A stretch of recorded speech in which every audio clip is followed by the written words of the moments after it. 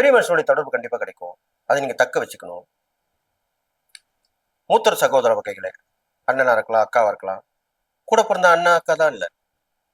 பெரியப்பா பசங்களா சித்தப்பா பசங்களும் அவங்களும் அண்ணா, அக்கா தான். உங்களோட வயதில மூத்தவங்களுக்கு. அவங்களோட உதவி கிடைக்கும். நீங்க அவங்களுக்கு உதவி பண்ணியிருப்பீங்க ஏற்கனவே. அவங்க இப்போ உதவி பண்ணுவாங்க.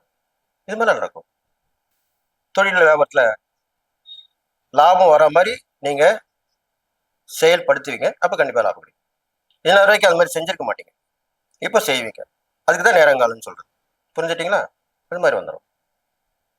ஆனா, இன்னொரு விஷயத்துல நீங்க கவனமா இருக்கணும். வாக்கு குடுக்கறதுல கவனமா இருக்கணும். பொதுவா பெண்களுக்கும், ஆண்களா இருந்தா பெண்களுக்கும், பெண்களா இருந்தா ஆண்களுக்கும் வாக்கு குடுக்கறதுல ரொம்ப கவனமா இருக்கணும். கன்னிராசிக்காரங்க. டக்குன்னு குடுத்துட்டு செய்யலன்னா, அதுலயே உங்களுக்கு பிரச்சனை வரும். வாக்குவாதம் ஏற்படும். உங்க பேர் கெட்ட பேர் ஆகும். உங்கள பஞ்சாயத்துக்கு கூப்பிடுவாங்க. வம்பு வழக்க பண்ணுவாங்க. வீண் வம்பை விலைக்கு வாங்க கூடாதுன்னு சொல்லுவாங்க இல்லையா? அது மாரி தான் இப்போ நடக்க போகுது.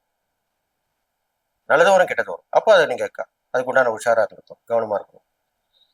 இது மாரி பண்ணிட்டு வரணும். ஆனா, உங்களுக்கு தைரியம், தன்னம்பிக்கை, துணிச்சல் எல்லாமே வந்துரும். சிறு சிறு விபத்துக்களை ஏற்படுத்திக்க வாய்ப்பு இருக்கு. வண்டி வாகனத்துல போம்போது. நீங்க சொந்தமா வாகனத்துல போறது மட்டும் இல்ல. வேற யாரோடாவது வண்டி வாகனத்துல போனாலும் கவனமா இருக்கணும்.